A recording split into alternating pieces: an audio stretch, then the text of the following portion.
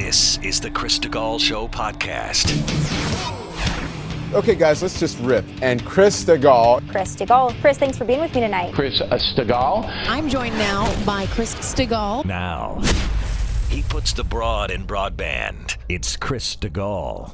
The Chris DeGaulle podcast is presented by usmedicalplan.com. Save big money monthly and get better health coverage at usmedicalplan.com. Hey there, welcome in. It's Friday. You made it. The weekend is here. Thank you so much for downloading the Chris DeGaulle Show podcast today on this 24th day of March. Wow, where's the month gone? Glad you're here. Today, you'll hear from Simon Atiba. This is the guy we've been having fun with all week that blew up the White House press briefing room, metaphorically speaking, when the Ted Lasso cast showed up to talk about mental health, and he starts screaming, "What about me? I have questions." Anyway, Simon has been getting huge requests from all over the country to come on shows since he did his Tucker Carlson appearance, and we were fortunate enough that he agreed to come on this one. So you'll hear from Simon Atiba today. He is the, what is his official title? He works for Today News Africa as their chief White House correspondent. So that's coming up today. A lot of interesting news stories that are kind of apropos of nothing. There was a Parents' Bill of Rights being debated in Congress yesterday.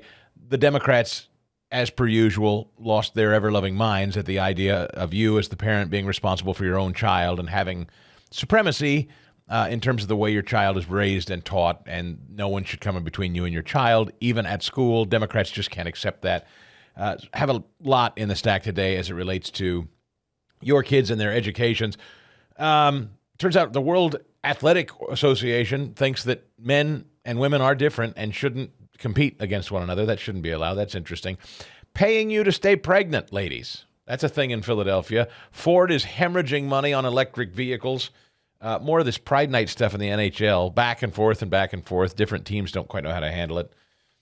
Ray Epps, the guy that's tied to January 6th, many people believe is a Fed. He wants an apology now from Tucker Carlson. And then the TikTok hearings yesterday in Congress. Those didn't go so well for TikTok. We will unpack all of that and more on the way. But first, the guy that makes this show possible every day, John Ruhlman. I've told you about John Ruhlman and usmedicalplan.com. I hope you will go to the website today, usmedicalplan.com, and make sure you see my face. Some of you have gone and called other numbers or gone to other websites, and I want to be really clear. There's a lot of insurance solicitation out there. I don't want you going down some rabbit hole of telemarketers or giving over your information to other people. I want to be very, very specific. If you don't get to usmedicalplan.com, if you don't get to 877-410-4321, if you don't talk to John Ruhlman's office specifically, you don't see my face on their website, you're not at the right place, all right? But if you get to the right place, you're going to find tremendous care and tremendous help. John and I talked about this, about his customer care department and what they do. It's a high priority for them. Our big thing really, I've been doing this 18 years, and over time you start realizing that insurance companies aren't the best people to deal with. I thought it was bad on my side, and then, my family starts having claims, and, I have a stack over my side just from my son being in an emergency room for 4 hours with everybody under the sun trying to bill me, and half the companies, they didn't even bill the insurance company. I started seeing that theme over and over again with clients. So we actually decided, hey, we're going to hire in-house people that are going to basically deal with all the issues that my clients run into between them and the insurance company. It could be a claim issue. It could be, hey, John, I just got diagnosed with something. I need to go get an MRI. Where should I go? You walk through the wrong door. You can pay thousands of dollars out of your own pocket just because your doctor told you to go there, and you don't really have the information that you need at your disposal. So we developed a very hands-on approach with our care team that's there for all of our clients for whatever their situation could be. It could be. So that's just some of the conversation. Now I'm going to have the full, 40-minute conversation I had with John on my website at chrisstegall.com very soon. But suffice it to say, he is a font of knowledge. And if you're in an insurance plan that's costing you a ton of money, you buy your own insurance for your small business, for your family, or maybe you are looking as a retired person to try to cut costs where you can. You're on a fixed income, you're on Medicare, you need a supplemental plan. Reach out to John Ruhlman and usmedicalplan.com. usmedicalplan.com. And remember, look for my face or you're not on the right website. 877-410-4321. Hey, do you think there is uniformed agreement on TikTok? And I'm asking that rhetorically because I actually haven't figured it out yet. But if Democrats are cheering something Republicans are cheering, what's that about? Just volleying that for your discussion. When was the last time you can remember that happening? Never? Certainly not in recent memory? When was the last time, like 9/11? I don't know. Look, do I want to believe that Democrats are hearing from their constituents and they're getting a conscience and they're saying it's time to push back against China? Maybe. I mean, I'd love to believe that. I have a hard time believing that, given who's in the White House. I mean, if this party is sincere that they think it's time to get aggressive, I mean, they've already voted an almost uniformed agreement in the House that they want all background work done on the COVID lab leak to be exposed. They want it all out there. There's almost uniformed agreement. They want China and the investigations related to China's lab leak of the COVID origin and the COVID origin papers. They want that all out. Now there seems to be uniform agreement. They want to force China decoupling from TikTok or ban TikTok. CNN did a whole special last night on banning TikTok. And I mean, I don't know. Let's listen to a little of it. I'm not exactly sure. Look, a lot of you don't. I don't have TikTok. I never downloaded it as an app.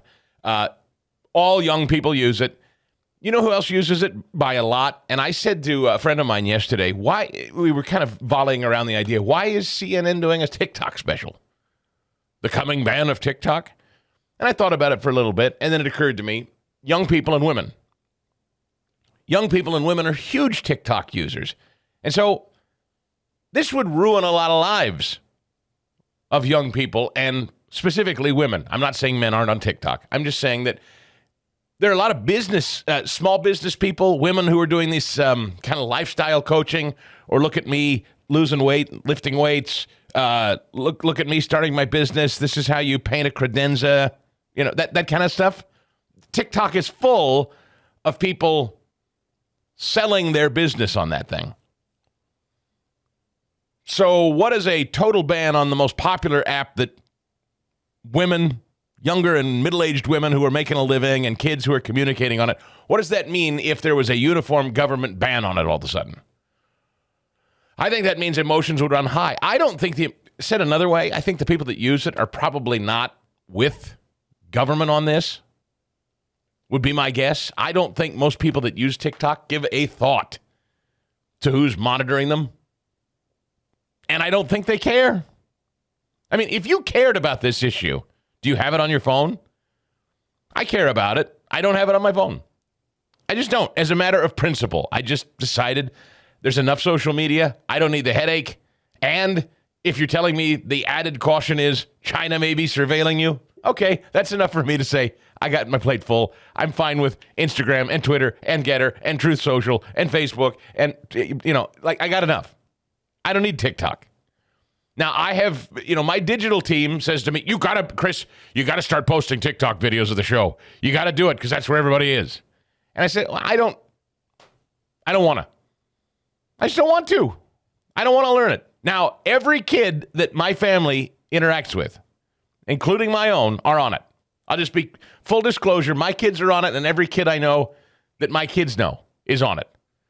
I think my wife's on it. I haven't asked her, actually. But I know lots of these women are. Dr. Nicole Sapphire, a great friend of this show. She just a few months ago, not even. You know what they're doing now? The reason I know this is because I am on Instagram. And I will see people that I follow on Instagram will repost their TikTok posts on Instagram because TikTok allows you to do that. So you make a TikTok and then TikTok allows you to share it. Look what I'm doing over here on TikTok. Now, the Meta people that own Facebook and Instagram don't like that. And I think they're doing their level best to try to... Instagram is trying to figure out how to compete with TikTok. A little late to the game. Instagram started as, look, here's a lovely picture of my vacation. And now TikTok came along and made Instagram, like, just lose its mind. So it's trying now to be TikTok. But what's really the thumb on the eye to Meta is TikTok is allowing you to share all the content that you make on TikTok on their platforms.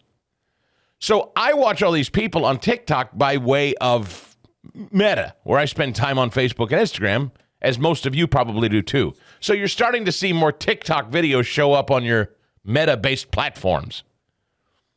And every day there's somebody that I have followed on these kind of older school Meta platforms, Instagram and Facebook, who've opened their TikTok, started a TikTok account because their kids badgered them into it or their digital team said they got to be on it. So the reality is now there are a lot of people making money on this platform. They're actually doing business, and they've gathered rather large followings. You know what? I'm not being entirely truthful. I wasn't trying to mislead you. I had to stop and think about this for a minute. It just occurred to me. I did try TikTok. I tried TikTok last year after CPAC. And it was right after I went backstage and we had a small press briefing with Donald Trump. And I can't remember the question I asked specifically of Trump. Remember what it was now, Fast Eddie? It was about the elections in Pennsylvania. Yes. It was Pennsylvania elections. Election integrity and whether they were fair elections and whether they'd been fixed, I think you're right. So that question and that answer got some traction out there, as of course they normally do. It's the kind of thing you come to expect from me. I'm going to make news when I do open my mouth. And so I put that up on TikTok, that exchange between me and the president, and the thing exploded. I mean, it took off immediately. Now, I just opened the account. I just started it, and the thing starts ping, ping, ping. It starts spreading like wildfire. I start getting a massive TikTok audience, and it's not me, it's Trump. Trump talking exclusively to me about election integrity and how he thinks the election was rigged. That thing, kaboom. Trump people, and you hashtag it with a couple of things. Everybody, it's spreading all over Twitter organically, and I'm growing. And then TikTok bans me. Something flagged me and said, he's spreading misinformation. And that's Trump, of course. And so I'm immediately thrown off the platform for just sharing video of Donald Trump. And that's when I said, okay, well, that's how this is going to go. And I just never went back to it. So I had to refresh my memory here for a minute. So let's go to Kathy McMorris Rogers, who opened this hearing yesterday on Capitol Hill. And I mean just lit into this CEO of TikTok. Here's how she described and defined TikTok to this guy's face. Mr. Chu, you are here because the American people need the truth about the threat TikTok poses to our national and personal security. TikTok collects nearly every data point imaginable, from people's location to what they type and copy, who they talk to, biometric data, and more. Even if they've never been on TikTok, your trackers are embedded in sites across the web. TikTok surveils us all. And the Chinese Communist Party is able to use this as a tool to manipulate America as a whole. We do not trust TikTok will ever embrace American values for freedom, human rights, and innovation. TikTok has repeatedly chosen the path for more control, more surveillance, and more manipulation. Your platform should be banned. I expect today you'll say anything to avoid this outcome, like you are 100% responsible for what TikTok does, that you suddenly endorse a national data privacy standard, that Project Texas is more than a marketing scheme, that TikTok doesn't harm our innocent children, or that your ties to the Chinese Communist Party through ByteDance is just a myth. We aren't buying it.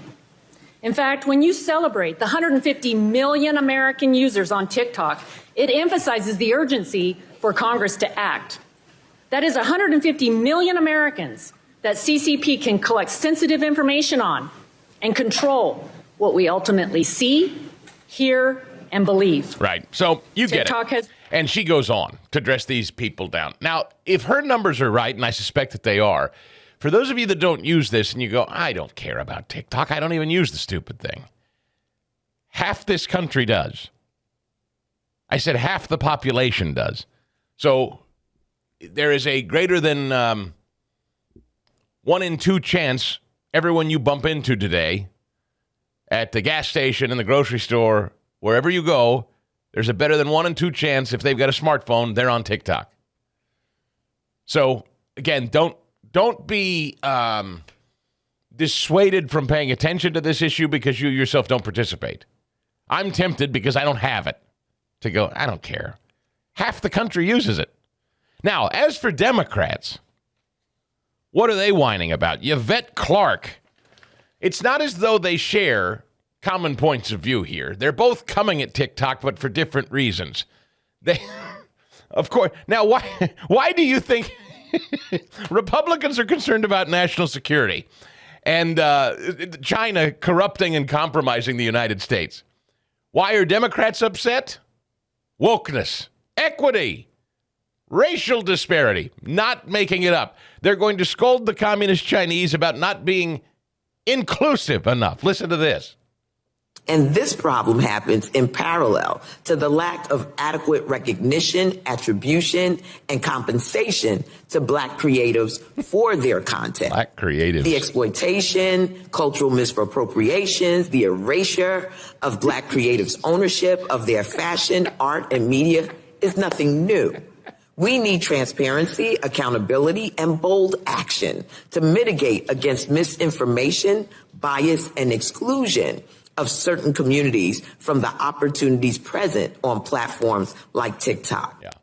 So Congresswoman Clarke of New York's 9th Congressional District, not concerned about security at all. She's just ticked. She doesn't think Black folks are getting a fair shake at making money on the platform.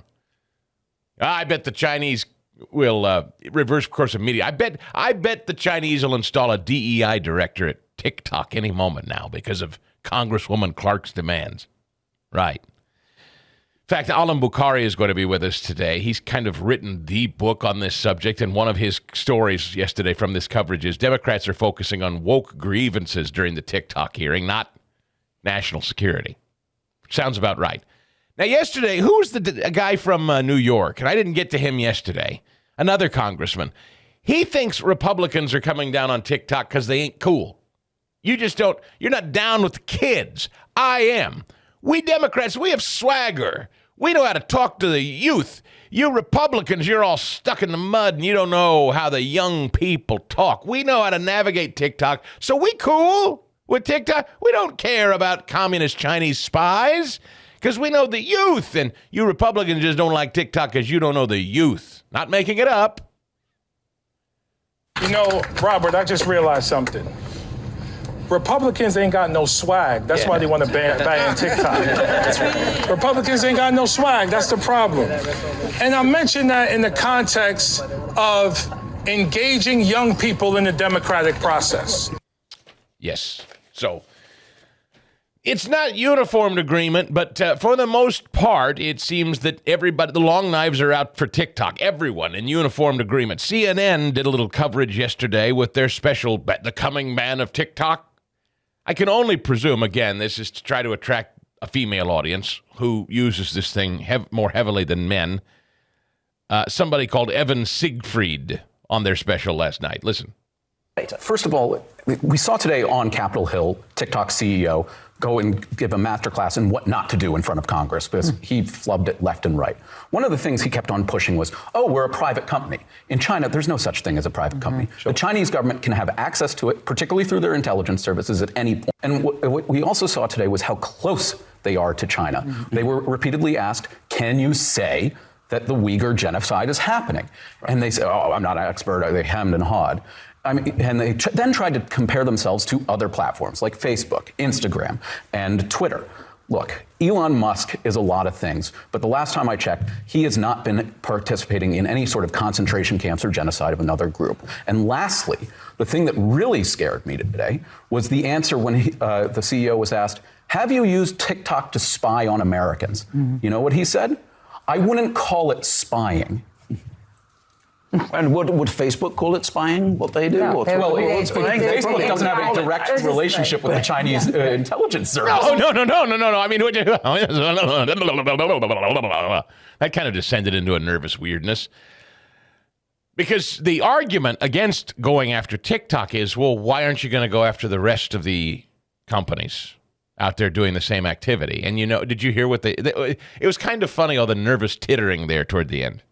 You know why? Because somebody pipes up and goes, okay, so you're mad that the Chinese are surveilling on behalf of the Chinese government, but why aren't you mad that Facebook does the same thing? And the guy goes, because Facebook's not owned by the government. But, of course, we know exactly what Facebook was just doing.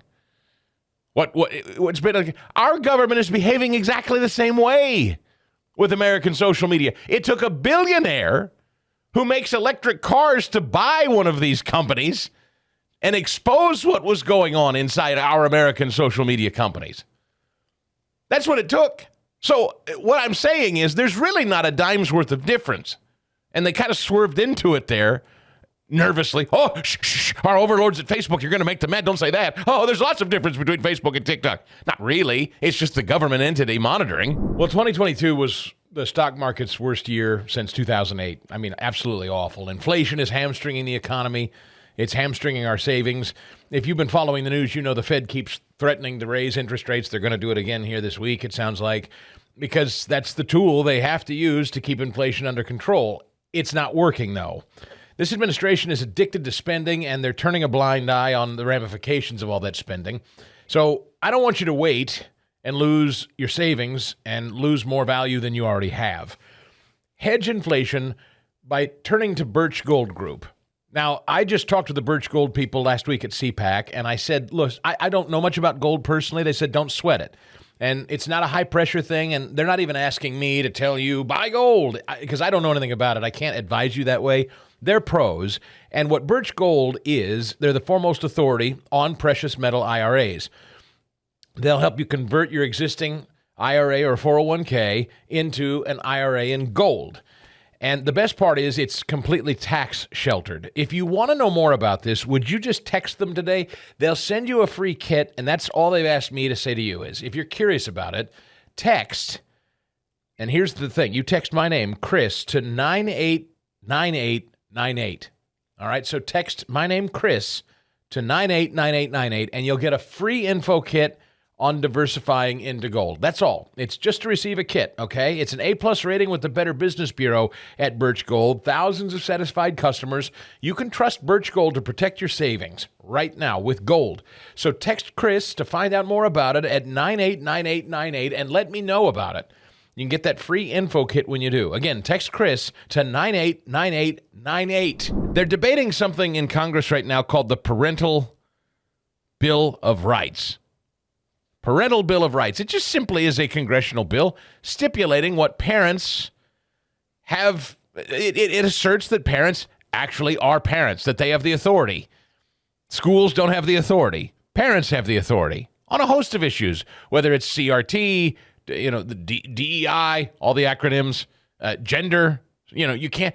School counselors and principals and teachers can't pull kids aside and go, do you think you're a girl and not a boy? We don't have to tell your parents, which is the thing that's going on regularly now in public school. Simple things like that shouldn't happen. Republicans are trying to list in something called a Parental Bill of Rights. Naturally, Democrats hate it. And they turn into lunatics and start accusing Republicans of all kinds of crazy things, like wanting to deny racism and the Holocaust and everything else, simply because we don't want people sexualizing our children and coming in between our children and our homes. But they always tell you when you're over the target because they start screeching hysterically about nonsense things. Let's just go down the list yesterday during this hearing. Frederica Wilson of Florida. How disgraceful. We want to terrorize the very people who love our children, keep them safe, and educate them for over 8 hours daily. Our teachers are sacrificial lambs. You will never eliminate public schools. We will fight you as long as it takes. No one's talking about eliminating public schools, you lunatic. This is that idiot that wears the cowboy hat, the bedazzled cowboy hat.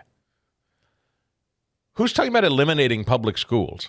We will fight you. You see how animated? Do you see what moves these people? Isn't it eerie? She talks about your children as though they're her property. We will fight. Think about what this woman is saying. This is an elected member of Congress saying, I will fight you as a parent over where you send your child to school. I will fight you. Interesting take. Pramila Jayapal of Washington.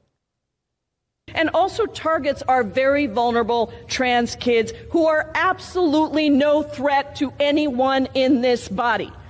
Please understand that the provisions in this bill that out trans kids are cruel and dangerous. I say that as a mom of a trans kid. And I was very embracing to my daughter when she came out, but not every family is. The reality is 75% of trans kids experience discrimination and harassment. So why do Republicans want schools to require outing LGBTQ students? That does not make them better students. Yeah. You know what makes children who have that issue better? Taking them to counseling, Congresswoman. Taking them to counseling and not putting it on schools to make the schools their gender confusion therapists. Again, listen to the hysteria, the craziness, this notion that you cannot keep secrets from me as a parent. If you are a public school and my child comes to you and says he or she wants to change their gender, this bill simply says you cannot tell parents they have no business knowing the private conversations that their children have with students and staff and faculty at a school. It's so common sense. And Democrats are screeching hysterically. AOC got in on the action. They are asking the Republican Party to keep culture wars out of classrooms. Our children need urgent and aggressive educational solutions. The American Library Association coming out against this Republican proposal. Oh, well. When we talk about progressive values, I can say what my progressive value is, and that is freedom over fascism. Yeah. Isn't that interesting? Fascism. They throw that word around a lot as though they understand what it means. They talk about your children as though they're community property. How eerie does that get to you? Does that settle in on people? Like, do people realize when they hear these people pounding their chest, screeching their hysterics, what they're actually saying is your children are ours? They keep saying that, too. She actually said, our children. She doesn't even have a kid. AOC has no children. And she claims my children as ours, hers, collective. Talk about fascism. They're collectivists. Our children. That's a bunch of rot. These people on Capitol Hill have no authority over your children. They have no investment in your children. Your children aren't theirs to raise. They're hysterical because we've cracked the code. I've told you this is the way forward to save the country, is breaking up this prison called public education. Hakeem Jeffries. Extreme MAGA Republicans don't want the children of America to learn about the Holocaust. Extreme MAGA Republicans don't want your child to learn about the LGBTQ plus experience in America. That's not a decision that extreme MAGA Republicans here in Congress should make. Okay. The parents of America. Yeah. What the hell does that mean? Extreme MAGA Republicans don't want your children to learn about the LGBTQ plus experience. What is that? What does that mean? And hey, Hakeem, you're exactly right.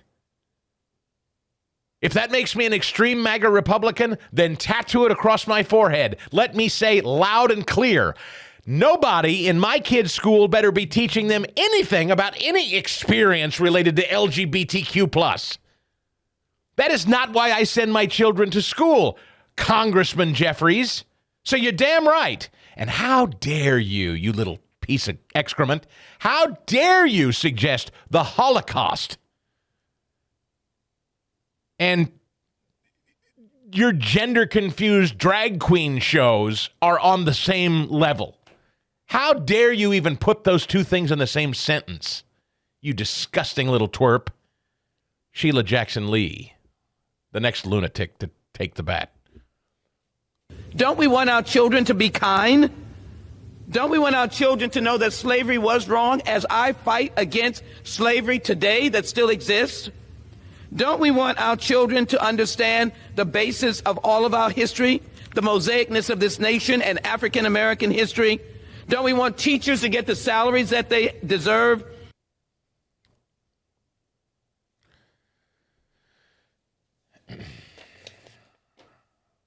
These people are out of their mind.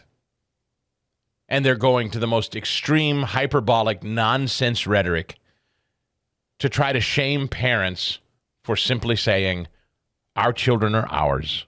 They're not the property of the state. They're not the property of some school district or administrator or teachers even. That doesn't mean teachers are bad people. It doesn't mean everybody that teaches school is a bad person. I think most teachers in this country still genuinely just want to teach. But a lot of them don't. A lot of them, younger in particular, are coming up through a culture where they are now motivated to try to transform society through their classroom. And this is a bill that simply says no. Teach the subjects, but when it comes to cultural, when it comes to private life, sexual, when it comes to that stuff, like, we get a say. We don't... And what the Democrats want is you to put your kids on a bus and send them away for 8 hours a day, and they become wards of the state. And you as a parent are to be shut out. You have nothing to say about it. And then they hand your child back over after a day of downloading and programming. And you don't get in the middle of it. That's what these people are advocating. And to try to scare you out of criticizing them, as we've already established, Joe Biden and the DOJ are maybe willing to use the FBI to start intimidating school board meetings when you complain. And they'll try to shame you as somebody who hates gay people and doesn't want your kids to learn about the Holocaust and slavery. It's outrageous. So there you go, yet again. I wanted you to hear what these people think about your kids and what they think school is about. By the way, any of that you just heard, did any of that talk about test scores? Did any of that talk about education, math, science, reading, English, where we rank educationally against other countries? Did any of that conversation have to do with education, I ask you? Any of it? No, not a one. Okay, the much discussed, much ballyhooed conversation with Ron DeSantis. He sat down with Piers Morgan. Is this one of those Fox Nation shows? It is, yes. This one is, yep. Okay, let's listen into some of what DeSantis talked to with Piers Morgan this week. Courage is a big theme of your book. What does courage mean to you, real courage?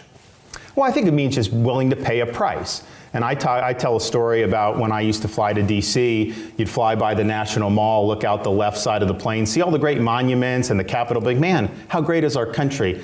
But the best monuments are really outside the right side of the plane, over the Potomac River in a place called Arlington National Cemetery.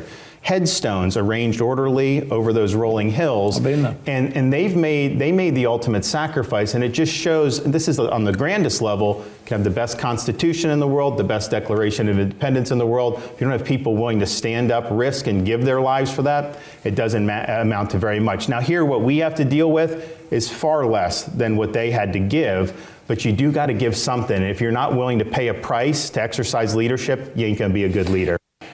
Boy, that's refreshing to hear. Paying honor to fallen men and women who have served in Arlington. What a far cry from that kooky bunch you just heard from on Capitol Hill yesterday in the Democrat Party, isn't it? A little more DeSantis here. I'm running against Biden. Like, we're competing for the Republican, potentially, I get that, but ultimately, the guy I'm going to focus on is Biden because I think he's failed the country. I think the country wants a change. I think they want a fresh start and in a new direction, and so we'll be very vocal about that. I spent a lot of time in Florida fighting back against... You think you could beat Biden? I think so. So you're running then? No, I didn't say that. I just said I think I could. I mean, I think that's... I mean, if you look at Florida... Who would be harder to beat, Biden or Donald Trump? I don't know. Those are two different electorates. I mean, if you do decide to run, I mean, we can pretend around the horses here, but if you do decide to run in the next few months, obviously it will then be you v. Donald Trump. for the Republican nomination. People have been quite kind of scathing. They've said you're house-trained Donald, you're Diet Coke to his full Coke, right? You've heard all this stuff. Yeah, and so Morgan trying to bait him into going after Trump because that's what he does. You have what it takes to be president of the United States. Look, I think what it takes is to have a vision for the country, have the ability to exercise leadership, and being willing to stand in that fire when it gets really, really hot and not back down under pressure. And I think I have all those things. You got a great endorsement from someone. Ron DeSantis is a brilliant young leader, Yale and then Harvard Law, who would make a great governor of Florida, which turned out to be true. He loves our country. He's a true fighter. I mean, there's a ringing endorsement from President Trump. Times change a little bit, I guess. You know, it is what it is. So. Yeah, I mean, he was a big fan.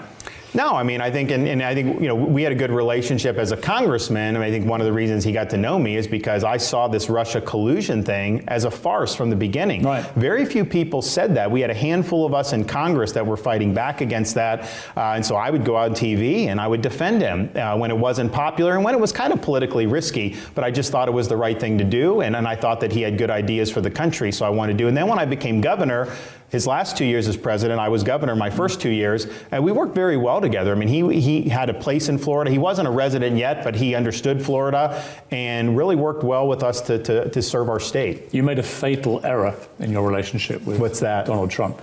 You got too popular.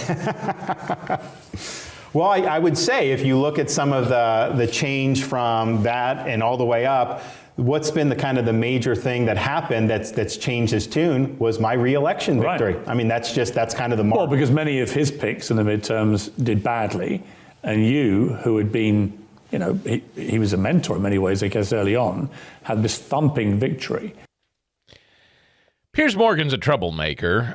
You'll remember that a few years ago, he invited Donald Trump to an interview when he launched this show. Or maybe it was last year even. I don't know. Everything feels like years ago now. But whatever. Remember when he launched this show on Fox? And the big launch was with Donald Trump when things got heated. And they did the slow-mo promo of Trump ripping off the microphone and I'm out of here, blah, blah. And it turned out it was completely out of context. Remember that? Oh, yeah, big time. Yeah. This guy's a showboat, so, like, I don't know. Were it me, whether it's Trump or DeSantis, Piers Morgan's probably a guy I don't sit down with. Nobody asked me. But anyway, it really is. The jingle is true. For the best night's sleep in the whole wide world, visit MyPillow.com. I'm sleeping like a baby. I can't lie about it. I mean, I have this MyPillow body pillow I use every single night. Tuck it under the blankets, lay next to me. I know, not very romantic on Valentine's Day, but most of us that have been married and you're sleeping nightly, after a while, you know, people sleep hot. I don't know about you. I get hot. I need space. But MyPillow, what's so great about MyPillow and their new MyPillow 2.0 technology is it's exactly for people that sleep hot. So I get this side sleeping thing where I just can't sleep on my back or my stomach. I like sleeping on the side. Maybe you do too. This body pillow they make, like, it doesn't get hot, but it is so supportive. And it's like 3 feet long. So it's just perfect to lay your head on. You can tuck it in between your knees to take a little pressure off the lower back or the knees. I love it. Plus, I'm on these Giza Dream Sheets, which are crazy comfortable. We've got the towels, which are super absorbent. We dry off with every morning, thanks to MyPillow.com. My dog, Dean, is on the MyPillow bed for the dog. Loves it. And that's just some of the products.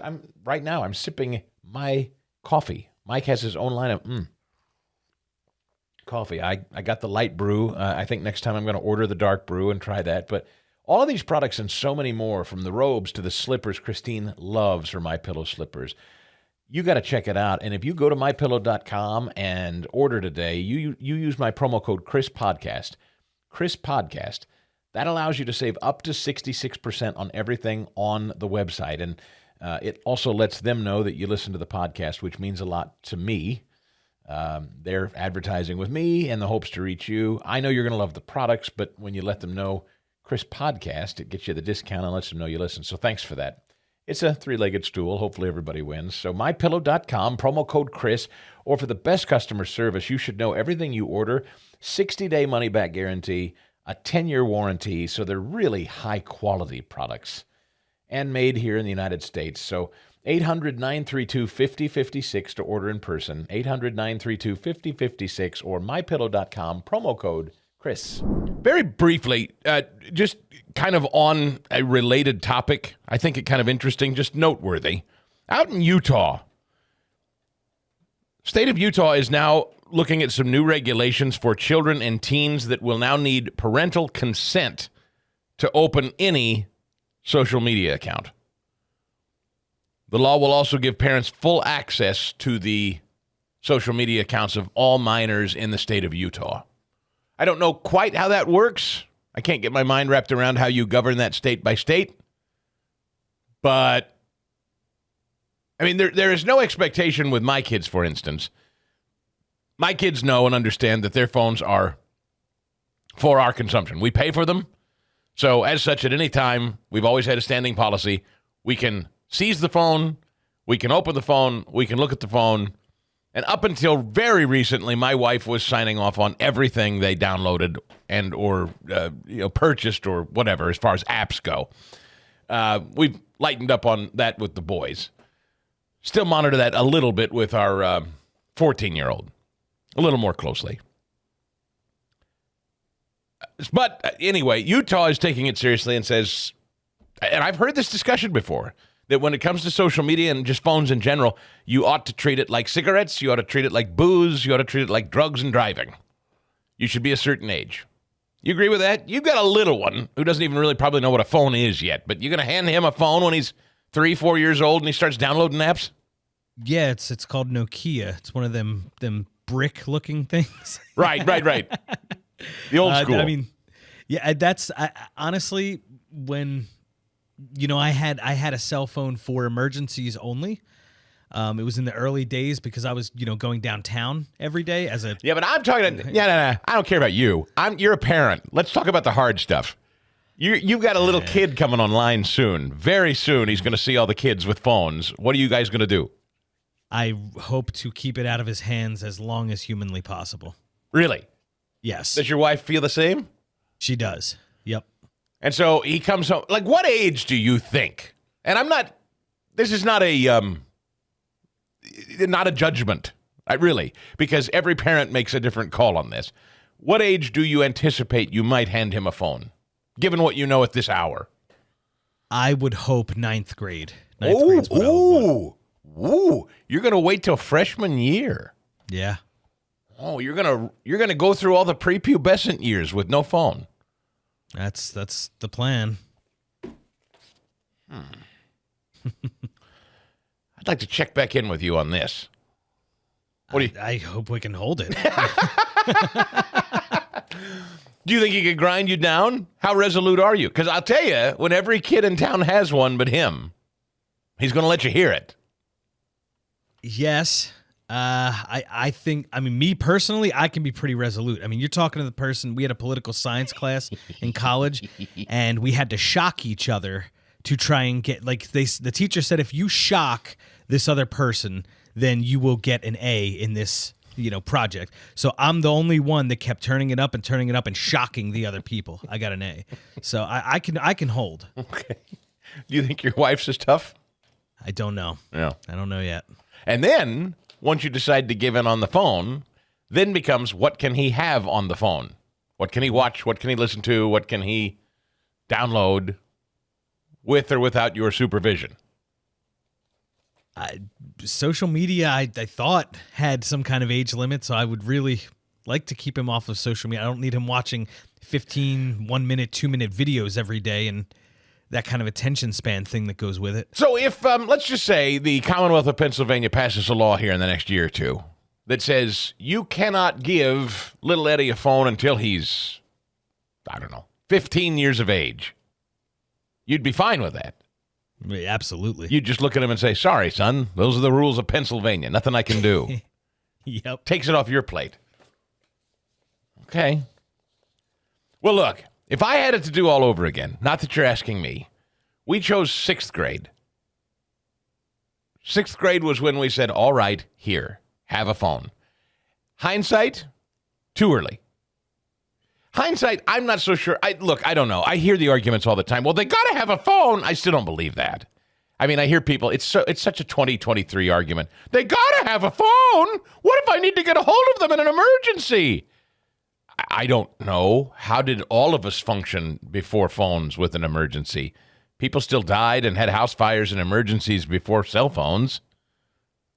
That's the other thing. Culturally, there are parents out there that think, their little cherub must have the device attached to them at all times so they can be reached at any time. And they're outraged that school even allows them or asks them to put it away, that school wouldn't allow them to have it out and accessible the entire school day.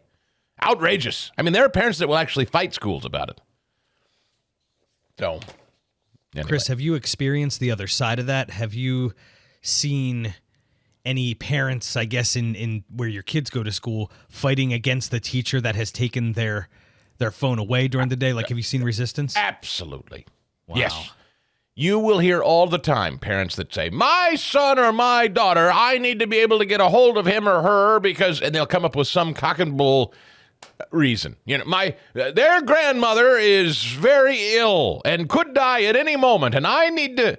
There's always some stupid parent that has some stupid reason why their child has to have a cell phone close by because of some life circumstance that's different than all the other kids. There's always at least one in every class arguing against it. But, I mean, generally speaking, no. I think if I had it to do all over again, do the kids need it? No, they don't. And frankly, it turns them into kind of zombies. I mean, if I'm just to be wholly honest with it, it's probably one of my biggest regrets. And it wasn't like they were super pressuring us on it. It just didn't seem, at the time, it felt like something that we could control, and we did, and I think we did a good job with it. But kids ultimately get smarter than you. And after a while, it kind of grinds you down, and you kind of resist the fight, and then you are where you are. It's a tough thing. I mean, if I'm to be wholly honest with you, once you give in on it, forget it. Your best course is to stay the course and just say no, because the minute you say yes, it's just degrees of erosion until you've submitted. Because they will figure it out. They're faster than you. They're smarter than you. They learn everything about it. They talk with other people. They download things you don't know and you don't see, and I don't know. Yeah. After a while, you just take them to church and pray. Speaking of, while I'm on it, from the Save Our Children stack today, which is becoming a running theme, with me in private, my wife and I are pretty committed to the discussion of expanding school choice, specifically Christian education in our case, but doesn't have to be, whatever. We just continue to hope in our small way that we encourage people to start thinking outside the box and not just putting their kid on the school bus and sending them off to the public school in town, that there are other options if you're not happy with your current situation. Boy, if ever there were another case to be made, it's what's going on out there in Denver. We didn't talk about this week. 2 faculty members shot and wounded by a student at a Denver high school. You probably heard that story in passing. We didn't really discuss it this week, but the local school board, you ready for this? Unanimously, after this kid, I guess the way this went down was the alleged gunman, age 17, kid called Austin Lyle, fled East High School in Denver Wednesday after the shooting. His body was later found Wednesday night in Park County. He died of a self-inflicted gunshot wound. He was known to the school as a very sick guy. This 17-year-old student. He had previous problems. He had gone through and been submitted to regular pat-downs every day. And then on this particular day where they're patting him, literally he had, I believe, felony gun charges against him, and he was still allowed to attend school every day. And this was one of the things that came up in the press conference yesterday with the superintendent of this public school. Wait a minute. This guy has had run-ins with the law. This guy has been known to be in legal possession of a gun. He's a ticking time bomb, and you guys kept allowing him into school every day? And the superintendent said, yep, and I do it again, because we must allow a free education for everyone in our community, no matter who they are. And the press is incredulous. They're like, wait, the kid's A crazed gunman. You knew he was. You pat him down every day, and you've been doing this every day with a kid you know is a ticking time bomb. Yep. We are duty bound to offer a free. It's insane. Meanwhile, do you think anybody in this school is armed? No. Do they even have proper security? No. And why? And this is it's ironic hilarious, not haha hilarious. So the community where this kid opens fire and shoots and wounds a student and 2 faculty members, now that it's come to light that he's done this kind of stuff before and they keep letting him come into school and they subject him to a pat-down every day, the community catches wind of this, press catches wind of it, they start asking questions. They're like, what the hell's your policy about this? Their policy is, we don't care if your students are felons. We don't care if your students are criminals. We don't care if your students have shown mental problems and have carried weapons previously. All are welcome in our school. We'll just pat them down like we're wardens in a prison every day before they come in and hope for the best, is what this community at this public high school has learned. Naturally, if you're sane, you're a little concerned about the security at that school after you hear what they've been doing. Can you imagine? Maybe you can. Your kid's public school is aware of a guy attending it regularly who has been in felony possession of firearms before, who has mental problems, and every day they let him keep coming into the school and pat him down to make sure he hasn't brought weapons in. That's what this school was doing with this particular kid every day. And on this particular day, all right, Johnny, whatever his name is, Austin. All right, Austin, time for your daily pat down. He goes, not today. Bang, bang, bang, bang.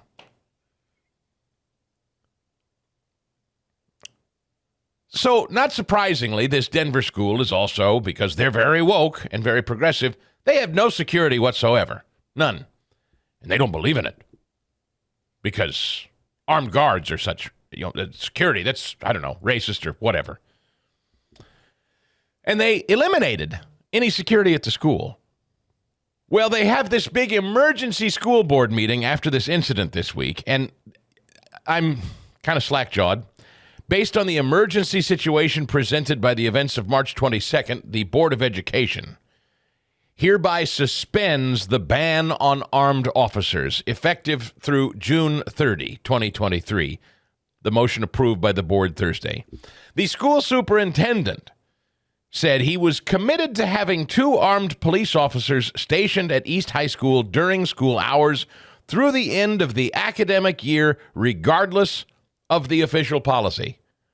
And this is the quote. Can you imagine this? The school superintendent is apologizing to the community that he and the board have decided they need to reinstate officers. Quote, I am willing to accept the consequences of my actions. Today was my 4th visit to Denver Health's intensive care unit due to victims of gun violence, he said in the letter to the board. These events should not have happened on my watch or on this board's watch.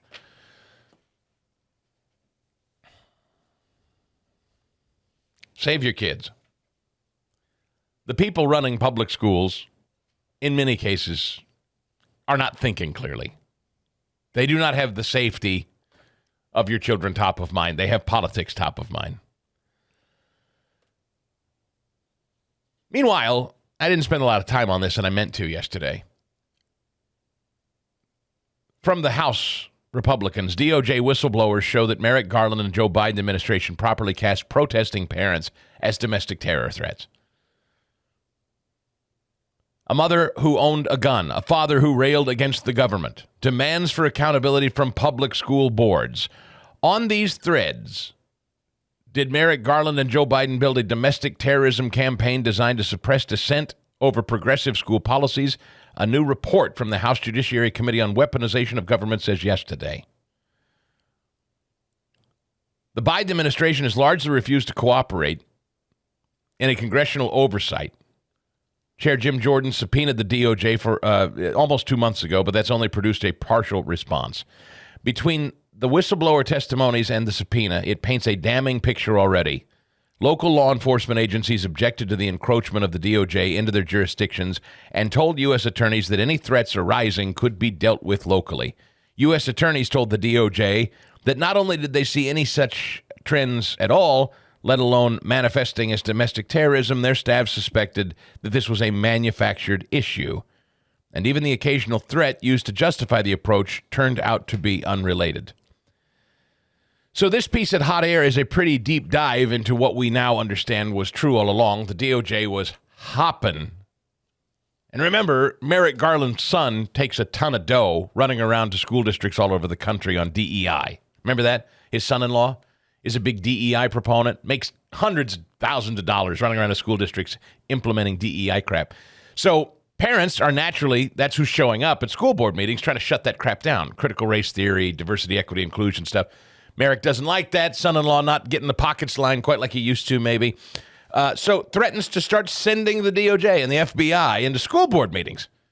Now, remember what I just told you. In Denver, they just had an emergency school board meeting over literal gunmen that they knew and were allowing into school every day. And they voted to remove armed security guards. What's the real threat here? This from Fox News yesterday, 2 days ago, the Centers for Disease Control. Their leadership focused on developing an internal equity training while Americans waited to hear when their kids would be back in the classroom, according to documents obtained by Americans for Public Trust.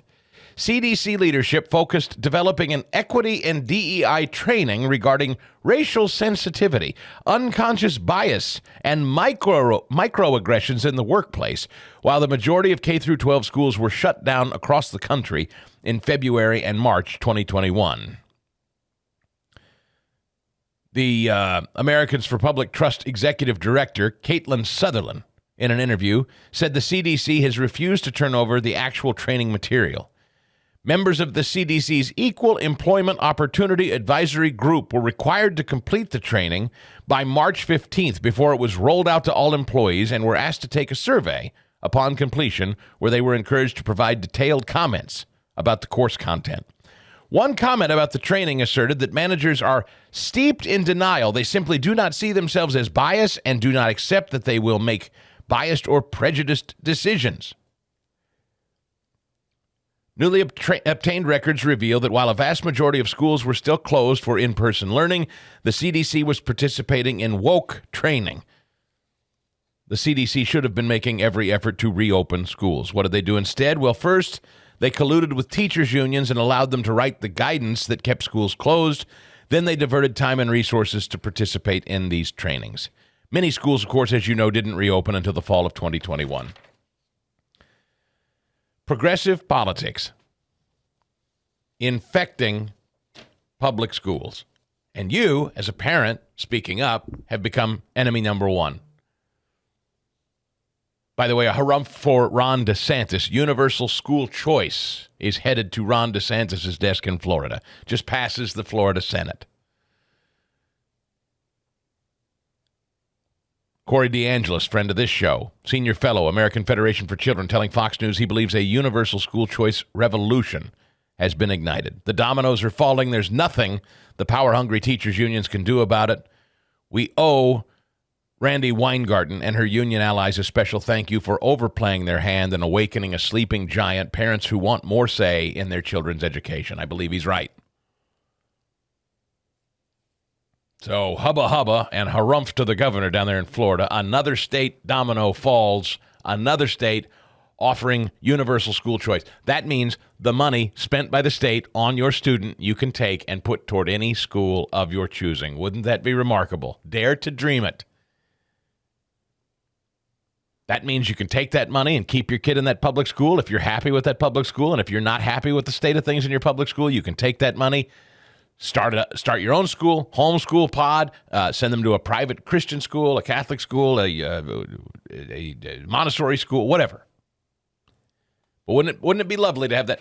Fast Eddie, again, I ask you, if you had that money, that tax dollar in your pocket back to you, I think the number is something right around $9,000 per pupil that the Commonwealth of Pennsylvania spends per pupil. If you had that in your pocket every year for little Eddie, wouldn't that be helpful? Then you'd choose to send him wherever you wanted to send him, but you'd have that $8-9 grand to do it. Absolutely. I would use it exactly for that. I would not. It wouldn't be like the insurance check you get that you spend. Well, you instead could of only fix the spend car. it on his education, but out of curiosity, where do you think you'd spend it? Do you think you'd send him to, would you apply that to a private school, or would you continue to give it to your public school district? I would apply it to a private school for sure. Well, you've probably seen him on Tucker if you're a regular Tucker Carlson viewer. You've heard me talking about him this week. The exchange at the White House press briefing this week as the Ted Lasso cast showed up at the White House behind the White House press secretary. You heard him speak up loudly and forcefully. Simon Atiba is his name. I told Fast Eddie, our producer, I said, we got to get Simon on the show. And I was so glad that we could get him today. Simon Atiba, thank you for your time, because I know now everybody wants to talk to you. Good morning. Thank you. Good morning. Thank you for having me on. How do you feel about all this newfound attention? I saw you on Twitter say you're just overwhelmed with people reaching out to you, requesting you for conversation. You getting a little exhausted? Yes. Yeah, exhausted. I have to reject an interview by the Russian government, RT, because it seems that a lot of people in Russia are offended, I said at the White House, and which was also played on Tucker Carlson's show, that the U.S. is not Russia when it comes to human rights. And as you know, RT is the government-funded Russian media outlet. Mm-hmm. So I had to turn them down. And also, I have like 15 interviews to do between today and tomorrow, and I can't do them because it becomes too much. Why do you think there is such interest in your story and what has happened?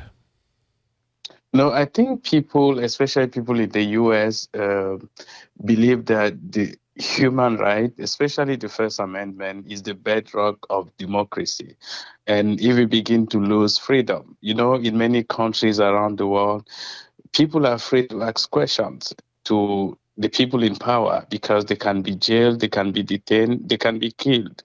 But the U.S. is the most advanced country in the world because here in the U.S. we still have freedoms. We believe that as a journalist, you are protected by the First Amendment, and you can ask a question without fear of retaliation. And I also believe that people don't like it when you discriminate against someone because they don't have money, because they don't have maybe 1 million followers, like CNN. And people just want justice. They want their questions asked and their questions answered. And they're not getting that from the White House. Why, Simon, have you work for Today News Africa as their chief White House correspondent, and your complaint has been, understandably so, that you've been seated toward the back of the room, if not sometimes made to just kind of stand off to the side, and they will not acknowledge you. What is your role with the White House Correspondents Association? Why do you think this White House will not call on you or acknowledge your questions? Yeah, so it's if you do your job, the White House will try to silence you. It started with the first press secretary, Jen Psaki. In November 2021, the South African government identified the Omicron variant of COVID-19. They were the first to identify it. And so they informed the WHO in Geneva that, hey, we just identified a new variant of COVID, and it seems it's dangerous. We have just a few cases, but it seems the virus is already everywhere. How did the Biden administration react? They reacted by banning 8 African nations, including 6 of them who had 0 cases of the variant, even though the variant was already in Hong Kong, in the UK, in Europe, even here in the US. And so when Jen Psaki came to the White House, she gave false figures, and I counted her, and it became, they didn't like it. And after that, she didn't really call on me. She sidelined me, and every time I had a question was when I was able to yell. And so KJP, Karine Jean-Pierre, the current press secretary, who used to be the deputy to Jen Psaki, also continue to do the same thing. If you ask the right question, if you ask the questions that the American people really care about, they try to silence you, they try to sideline you. That's what is happening to me in the Biden White House. I'm just trying to do my job the American people and the American allies in Africa expect their questions to be asked and their questions to be answered. And they don't expect a journalist to be targeted because they asked a question or because they were able to say that what the press secretary said was pure lie. Simon Atiba, I don't want to get I don't want to editorialize or put words in your mouth. So you correct me if I'm wrong, or if you just would rather not answer this. But there are two things that are kind of interesting to me. Number one, on COVID, if I could, I don't mean to get too distracted with it, but COVID is an interesting subject in that Africa was, and the reports that we were getting early when we were trying to understand that anti-malarial drugs, where their use is more common, we were not seeing as severe cases of COVID, and maybe because of what we would consider off-label drug use, things like hydroxychloroquine and others that's more commonly used in places like Africa. So we were hearing that COVID was running its course, and that maybe regular treatments of off-label medicine were working. Were you hearing that? No. So actually, let me give you the statistics. Okay. Right? Africa had received less vaccine than any continent or any country in the world. Yet, out of 1.3 billion people, almost 900 billion people 900 million people in Africa have not received a single dose of the vaccine. Up till now, 900 million people in Africa, they are not dead. So even with the least vaccination rate, Africa also has the least death rate in the entire world.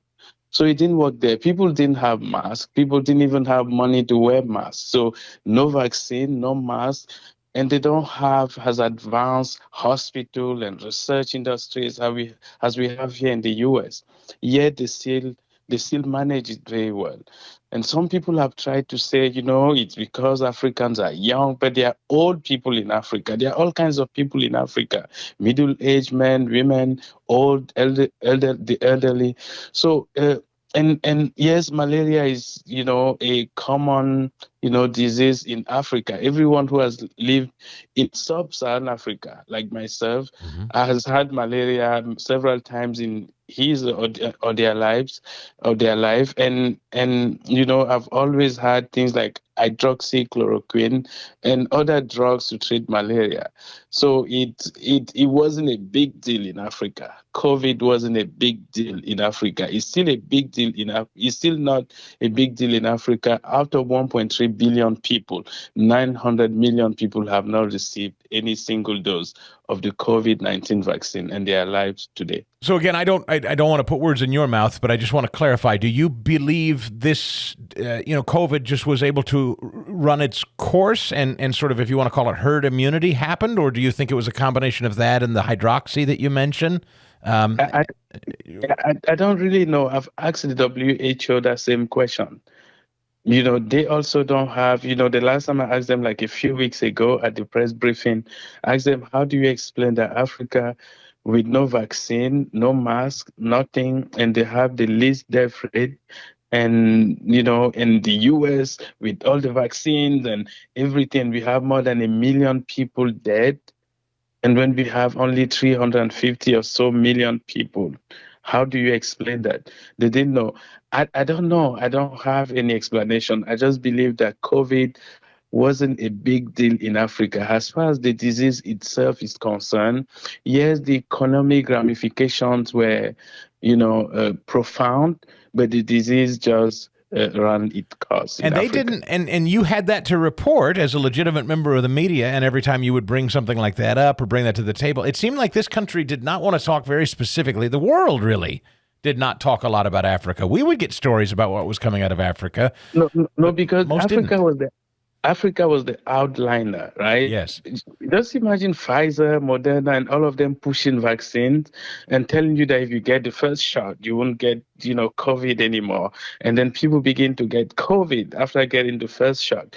And then they say if you get the booster shot, you won't get COVID. Or if you get the third shot, it became almost comical. And, it became as if it was just a push to make money, billions of dollars. And I was this guy who was really upset when someone questioned the efficacy of the COVID vaccine, because I was the guy who was asking questions to the WHO every single day for 2 years, 2020, 2021, 2023, for 3 years, almost at every single press conference. I asked them questions about, and they used to reassure the world that everything was great. But I began to also realize that a lot of people who have had the vaccination 1, 2, 3 shot, also got COVID. And I began to realize that the vaccine wasn't as effective as Pfizer, Moderna, Johnson and Johnson, and the rest wanted us to believe.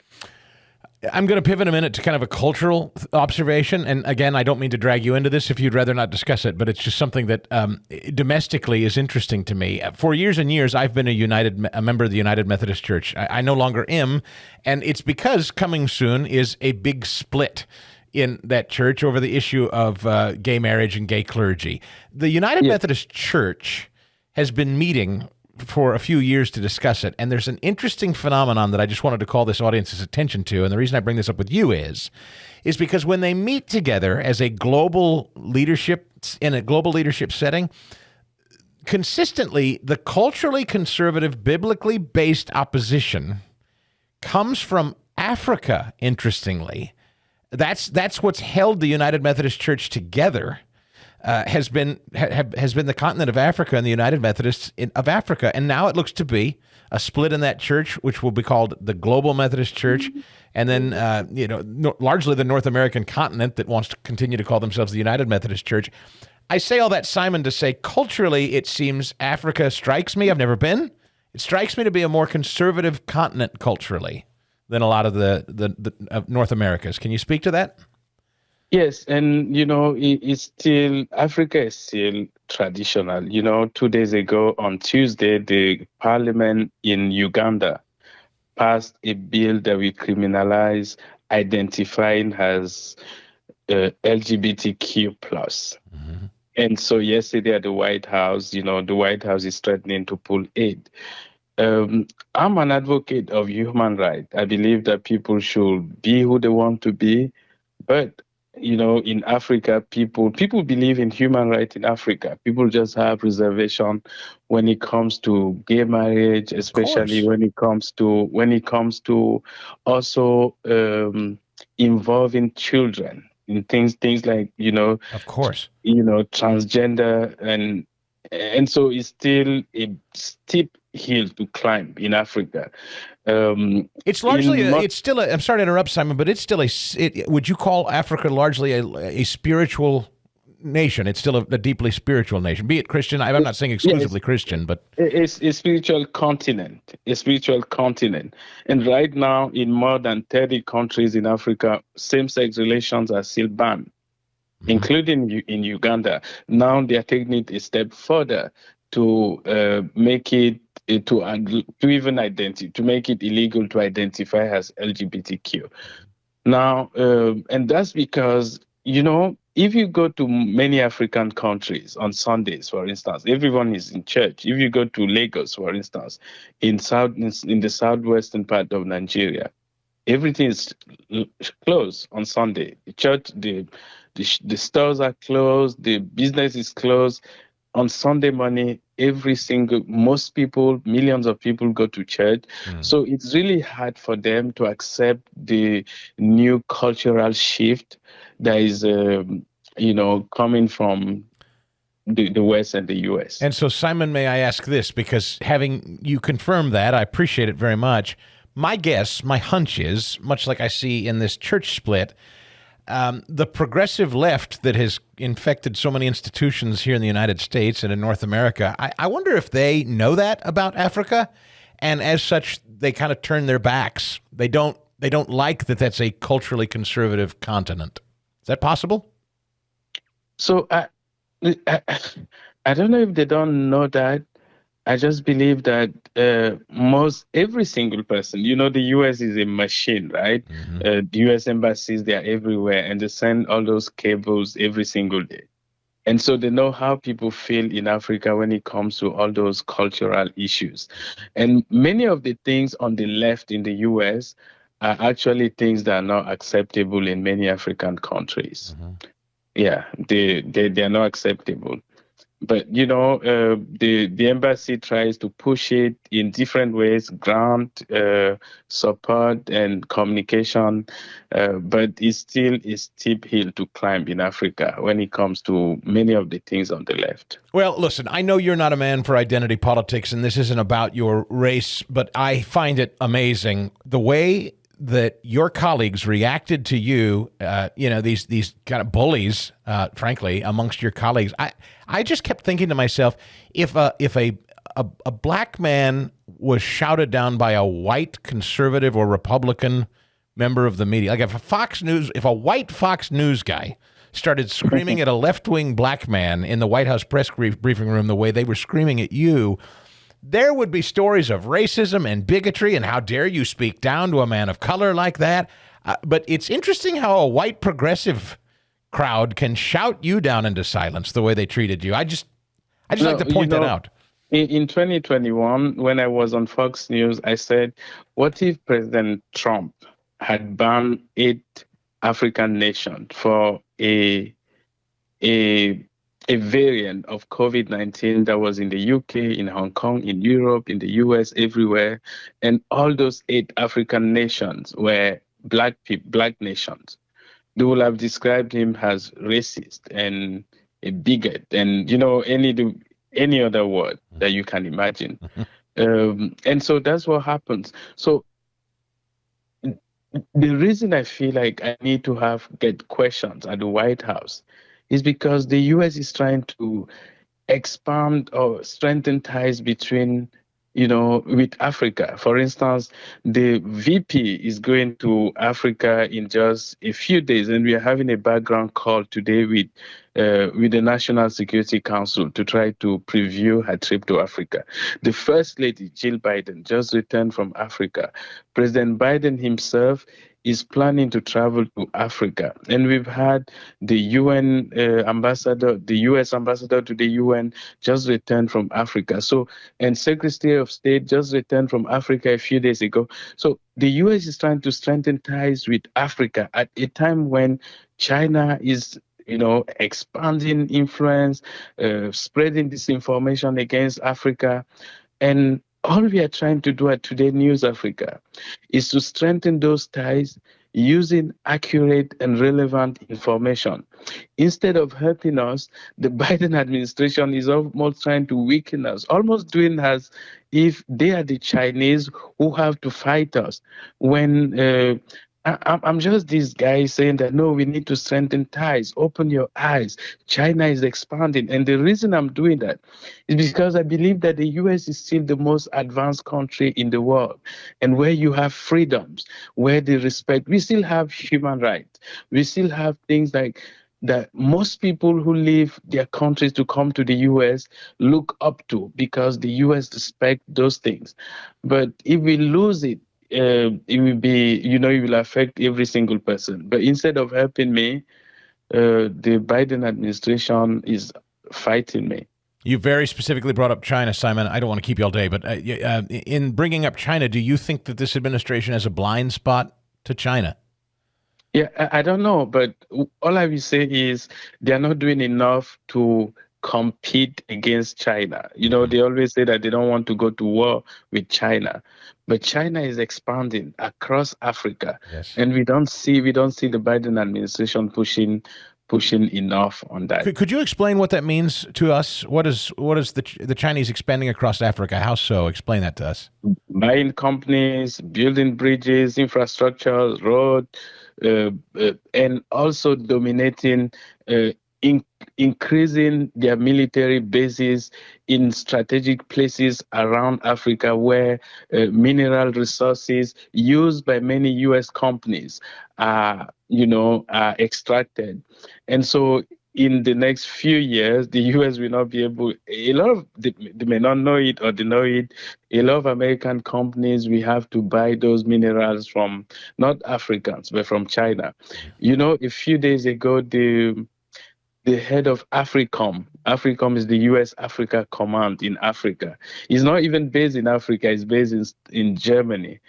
And so the head of AFRICOM was testifying in Congress, and he said the biggest threat to the U.S. in Africa is China, not Russia, not the EU or any other country. And he explained that the reason China remains the biggest threat is because of, one, the security reason, second, the mineral resources. They are trying to, almost take over Africa, take over African resources. And the U.S. is not doing anything. And I'm not saying that the U.S. should take African mineral resources, but I'm saying that you should have a fair competition where Africans and African allies can benefit from those resources. And is this China buying the land, or do they have control of the land? No, they are buying the land, they are taking over the land, and they are installing their military bases in strategic locations where you have those mineral resources. Wow, okay. And Africa sanctions that, where the nations inside Africa sanction that, where they set up bases? Yeah, no, the Africans don't really... They need safety, they will come under the guise of, there's piracy, there are all these threats, terrorism, we are trying to help you. And because the US, the EU, and other people are retreating from Africa, so the Chinese are using it. And also because they are building a lot of infrastructure. If you're poor, you don't have anything to eat, you don't have any road, and the Chinese say, hey, we are going to build a cheap road for you. I see. You will rather accept them than the U.S. does not make any significant So their military investment. comes in and sets up camp and promises protection and infrastructure, and so while they set up camp, they can also mine, and that's how they plant themselves. I see. Yeah, exactly. Simon, this has been eye-opening, and I thank you. What would you leave us with, just kind of the state of journalism in the United States? As we watched this episode this week, it's not the first time we've seen it. What should Americans know about that White House press briefing room and the state of journalism in the United States? The First Amendment today. I just believe that we have to keep protecting the First Amendment, which protects free speech, the freedom of the press, association, and the right to petition your government to seek redress. And I also believe that, the people who are listening to me now should support us. Go to todaynewsafrica.com, take a subscription, or just follow me on Twitter at Simon Ateba, SIMONATEBA. And, or subscribe to my Substack, simonateba.substack.com. And, just contribute, support us, because I believe that we need to keep protecting the First Amendment. And that's what makes America the greatest country in the world. Amen. I assume Today News Africa has your back. Are they fully in support? Have you gotten any I know your colleagues were yelling at you this week. Have you got the backing of your employer? No, I'm great. Yeah, Good. Everything is. I'm sure glad to hear that. Simon, you're welcome back to this show anytime. I know you're inundated with requests. Thanks for making time for us. A couple of interesting stories to wrap up the week. World Athletics votes to exclude transgender women athletes. Whoa! Meaning men. That's shorthand for men, for those of us that still speak like normal people. World Athletics has banned men from competing against its elite females. If you wrote a sentence clearly like that, this would sound stupid, but they don't. They say World Athletics has banned transgender women from competing in elite female competitions. Here's the way that should read in proper plain English. World Athletics has banned men from competing in elite female competitions. If you wrote it that way, everyone would go, well, yes, of course. How about this? Philadelphia officials announced this week they are fundraising to launch a trial program to give $1,000 monthly cash payments to expectant mothers who live in certain communities. The Philadelphia Department of Public Health aims to start the Philly Joy Bank pilot program early next year to help ease racial disparities in infant mortality rates. Philadelphia has the highest infant mortality rate during a child's first year of life of the 10 most populated U.S. cities. So throw cash at them. How many of them are shot dead, do you suppose? I don't. Only half kidding. So $1,000 cash per month if you have a baby in a certain designated neighborhood. Of course, it's got to be the proper zip code in Philadelphia. let's translate that to mean black and brown neighborhoods. Whitey ain't getting a grand for carrying a baby.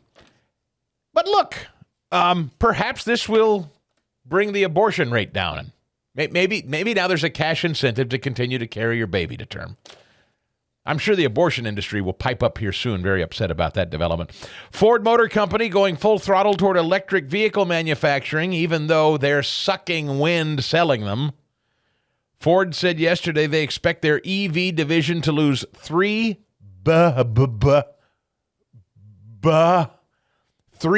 billion this year on electric vehicles. The Chicago Blackhawks will not wear the Pride warm-up jerseys. This is so interesting. Like, one team has a problem, the next team won't wear them. One team has a problem, the next team won't wear them. We've gone through this. Provorov with the Flyers, then I think it was the Islanders that said, we're not doing that. Then the San Jose Sharks were like, Pride Night! And a player's like, I'm not wearing that. And all kind of hell breaks loose. And now the Blackhawks are like, we're not doing that. So who's the next team that's going to do it? And then the next team that won't do it. And then finally, Ray Epps is demanding an apology from Tucker Carlson for calling him, consistently reporting on him being perhaps a Fed. There's this whole write-up at NBC News about how Ray Epps, involved with January 6th, wants an apology from Tucker Carlson. It never does go on to clarify for sure he's not a Fed, though. The Chris DeGaulle Show podcast.